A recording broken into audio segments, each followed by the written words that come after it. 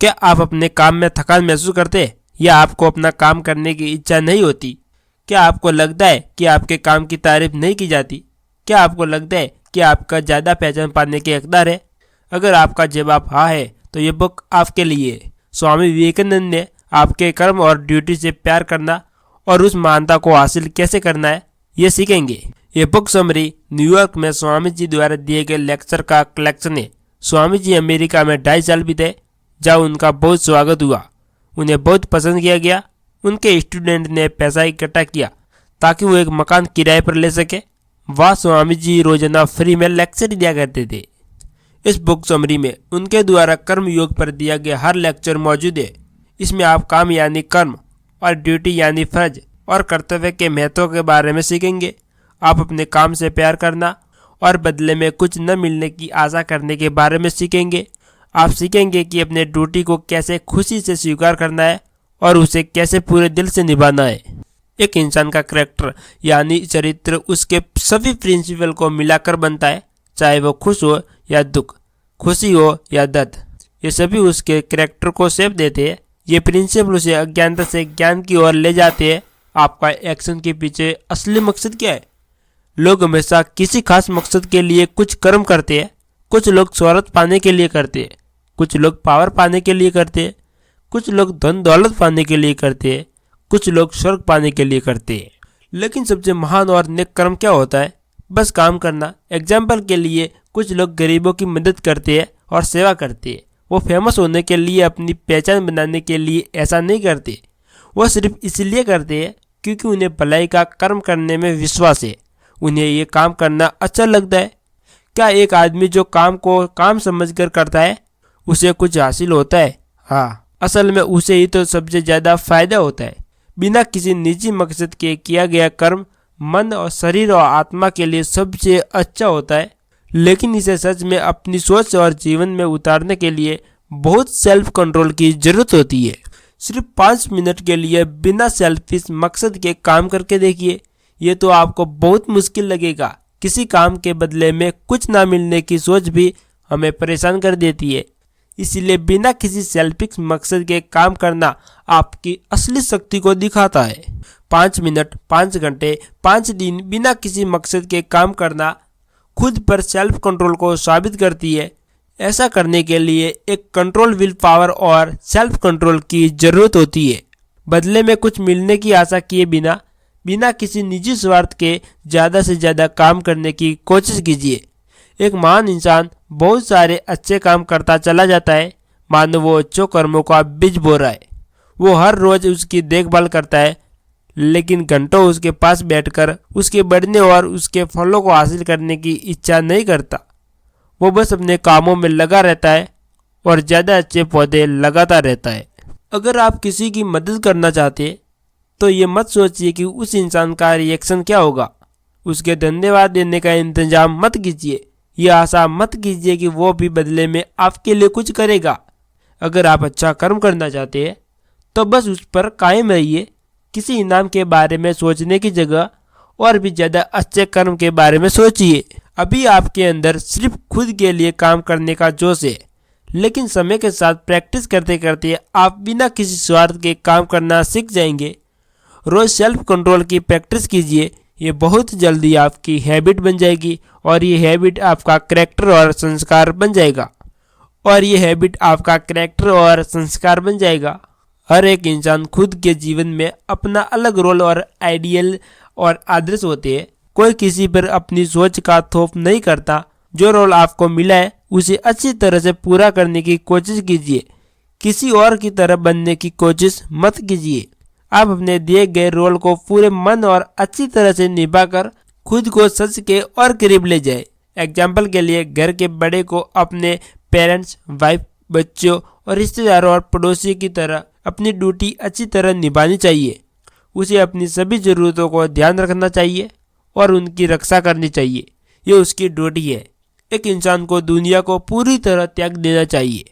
उसे परिवार या धन दौलत के बारे में सोचना नहीं चाहिए। उसकी ड्यूटी है भगवान की पूजा करना, उसकी सेवा करना और उसके बारे में और भी जानने की। उस घर के बड़े और सन्यासी को एक दूसरे को रोल अदा करने को नहीं कह सकते। उन्हें अपनी अपनी जिम्मेदारी निभानी होगी। अपना रोल ठीक से अदा करना ही में महान बनाता है। एक बार एक राजा था। वो अपने राज्य में आने वाले हर सन्यासी से पूछा करता था, इसमें से कौन महान है।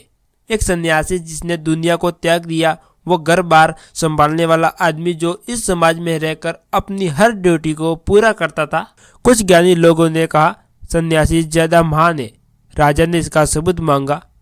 जब वो शर्त पूरा नहीं कर पाए तो राजा का आदेश था कि उन्हें शादी करके घर बसाना होगा। तो वही कुछ लोगों ने कहा घर बार वाला आदमी महान है। जब वो इसे साबित नहीं कर पाए तो उन्हें शादी करके घर बसाने का आदेश दे दिया गया।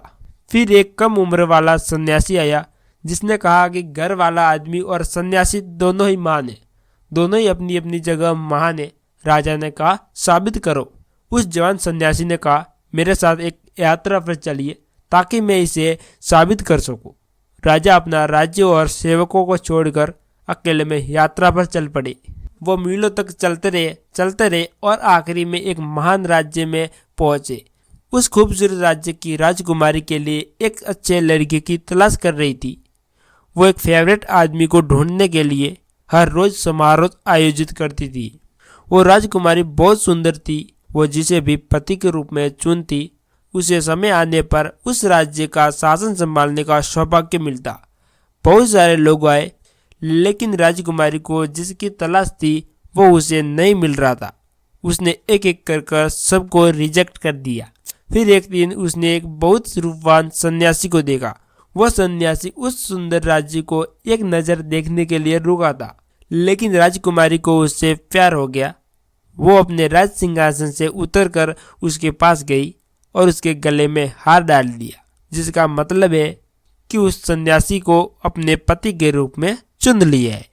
वो सन्यासी हक्का बक्का रह गया। उसने माला उतार कर फेंक दी। उसने कहा ये क्या बकवास है? क्या आपको दिखाई नहीं देता कि मैं एक सन्यासी हूँ? मेरे लिए शादी का कोई मतलब नहीं है। वहां के मंत्री ने कहा अगर आप राजकुमारी से शादी करते हैं तो इस पूरे राज्य में आपका शासन होगा। लेकिन सन्यासी को इस बात का कोई असर नहीं हुआ। वह जल्दी से मुड़ा और भाग गया। लेकिन राजकुमारी इस बात को स्वीकार नहीं कर पाई। उस पर बस प्यार का भूत सवार था। उसने कहा अगर इस आदमी ने मेरी शादी नहीं हुई तो मैं मर जाऊंगी। और वो उस सन्यासी के पीछे भागने लगी। वो राजा और सन्यासी वो इस राज्य में आए हुए थे, सब कुछ बड़े ध्यान से देख रहे थे। उन्होंने राजकुमारी और उस सन्यासी का पीछा करना शुरू किया। वो सन्यासी उस जंगल का रास्ता अच्छे से जानता था। वो बड़ी तेजी से उस राज्य से बाहर निकल गया और आपकी यात्रा पर आगे बढ़ने लगा। उस राजकुमारी ने हर जगह देखा लेकिन वो सन्यासी उसे कहीं नजर नहीं आया। वो बहुत थक गई थी। एक पेड़ के नीचे बैठकर वो उस सन्यासी की याद में आंसू बहाने लगी। वो रास्ता भटक गई थी और उसे कुछ समझ में नहीं आ रहा था कि वो क्या करे। वो राजा और सन्यासी उसके पास गए। उन्होंने उसकी मदद का वादा किया, लेकिन बहुत अंधेरा हो चुका था, इसीलिए वो सुबह होने पर उस जंगल से निकल सकते थे। इसीलिए वो तीनों उस बड़े पेड़ के नीचे आराम करने के लिए बैठ गए। उस पेड़ पर एक नीले रंग का पक्षी अपनी बीबी और 3 बच्चों के साथ रहता था। उस नीले पक्षी ने अपने घोंसले से झांककर नीचे देखा और अपनी बीबी से कहा, सुनो, अब हमें क्या करेंगे? हमारे यहाँ मेहमान आए हैं और हमारे पास उनके आगे जलाने का सामान भी नहीं है। इस कड़ाके की ठंड में वो ठिठुर रहे होंगे। इसीलिए वो पक्षी नीचे की तरफ उड़ा और एक जलती हुई डाल को उठा लिया। वो उसे अपनी सोच में दबाकर अपने मेहमानों के सामने रख आया।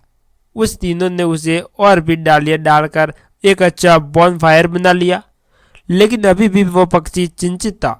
उसने अपनी बीबी से कहा, अब हम क्या करेंगे? हमारे पास उन्हें देने के लिए खाना नहीं है।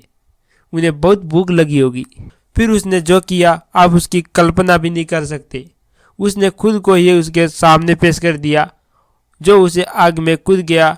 उन तीनों ने उसे बचाने की बहुत कोशिश की, लेकिन आग ने उसे भून के रख दिया। अब उनकी बीबी ने सोचा, या तो 3 मेहमान है, सिर्फ एक पक्षी काफ़ी नहीं है। उसने सोचा कि अपने पति की मदद करना उसकी ड्यूटी है और इसीलिए उसने भी आग में छलांग लगा दी। अब घोंसले में उनके 3 बच्चे अकेले रह रहे थे। उन्होंने अपने माता पिता को यह सब करते देख लिया था। वो तीनों इस बात से सहमत थे कि उन्हें अपने माँ बाप की ड्यूटी को पूरा करना होगा। वो तीनों भी आग में कूद पड़े और आग में उन्हें भी भून दिया। अब वहाँ 5 पके हुए पक्षी थे, लेकिन राजा, सन्यासी और राजकुमारी का मन नहीं माना। वो भौंकते होकर सब कुछ देख रहे थे। इन पक्षियों ने यह क्या किया? उन तीनों की भूख